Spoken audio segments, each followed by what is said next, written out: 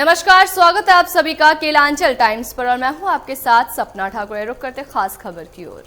बोरियो विधायक लोबिन हेम्ब्रम आगामी रांची के प्रभात तारा मैदान में झामुमो की ओर से आयोजित उलगुलान न्याय महारैली में हिस्सा नहीं लेंगे।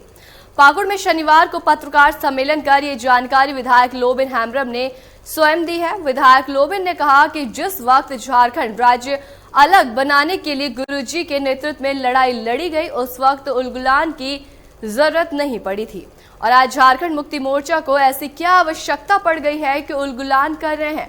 लोबिन हेम्ब्रम ने कहा कि पूर्व में झामुमो संगठन बहुत अच्छा था, इसलिए पिछले चुनाव में बहुत सारे लोग विधायक बने, लेकिन जब से हेमंत सोरेन मुख्यमंत्री बने संगठन शिथिल पड़ गया।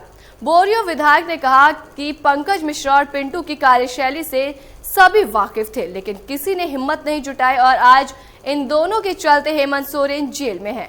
उन्होंने कहा कि जब हम विधायक प्रतिनिधि पंकज मिश्रा और पिंटू का विरोध किए तो बागी हो गए। विधायक ने कहा कि पिंटू, अभिषेक, पंकज मिश्रा और विजय हांसदा ने साजिश कर बरहेट से हेमंत को चुनावी मैदान में उतारा, क्योंकि ये सभी चाहते थे कि मुख्यमंत्री बनने के बाद पहाड़ पर कब्जा करना है और वही हुआ। उन्होंने कहा कि पार्टी को हाल में अवगत कराया कि राजमहल लोकसभा से विजय हांसदा चुनाव नहीं जीत पाएंगे और इसके बावजूद पार्टी ने टिकट दे दिया। इसके बाद हमने निर्दलीय चुनाव लड़ने की घोषणा की। विधायक लोबिन ने कहा, राज्य में झारखंड मुक्ति मोर्चा के पास एकमात्र सीट है और इस सीट को बचाने और पार्टी की छवि धूमिल न हो, इसके लिए हमने निर्दलीय चुनाव लड़ने का फैसला लिया है। इसलिए जिसको जो कहना है वो कहते रहे। और क्या कुछ कहा, देखिए इस रिपोर्ट में। पार्टी जब जान रही है राजमहल लोकसभा विजय हांसदा नहीं जीत पाएगा, मैंने अवगत कराया है।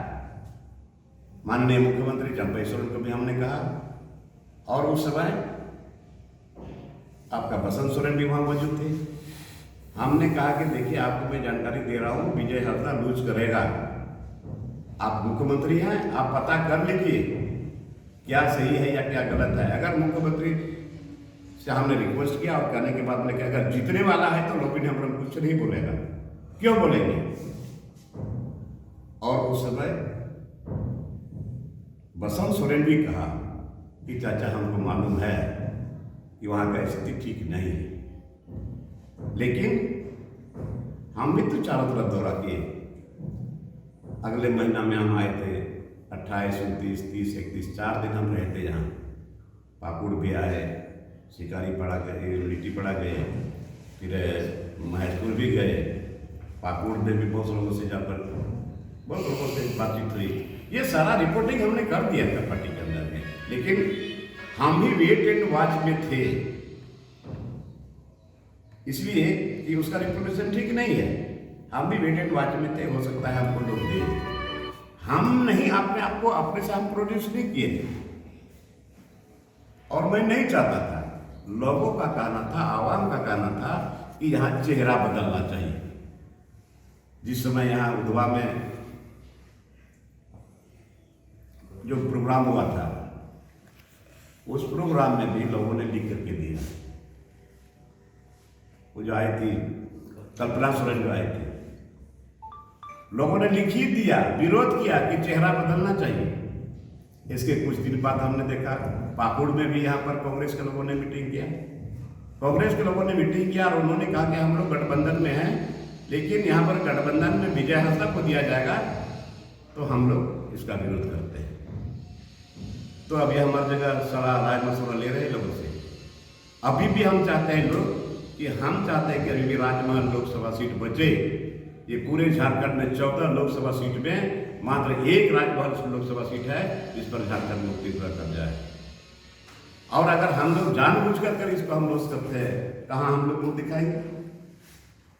तो आज लोगों का आवाम का आवाज है कि आप आए हैं, हम आज तक कोई दल में नहीं गए, हम लोगों की आवाज को पहुंचाया है और उसी के मुताबिक हम अपना कमर कस लिए हैं। क्योंकि हम लास्ट फाइनली हम जा रहे थे रांची कि आज हम फाइनल करके आएंगे कि सिटी की एमपी है, इसको आप लोग क्यों लेट कर रहे हैं। हम मुख्यमंत्री से मिलते हैं और मंत्री से मिलते हैं और विधायक लोगों से भी मिलते, फाइनल करके हम आते। तब तक रात में ही ट्रेन में हमको पता चल गया कि विजय हांसदा का क्लियर हो गया, सूची जारी हो गया।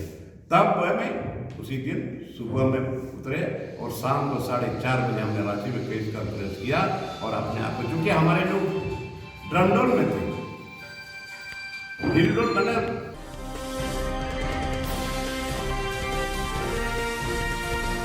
केलांचल टाइम्स, हर खबर पर हमारी नजर।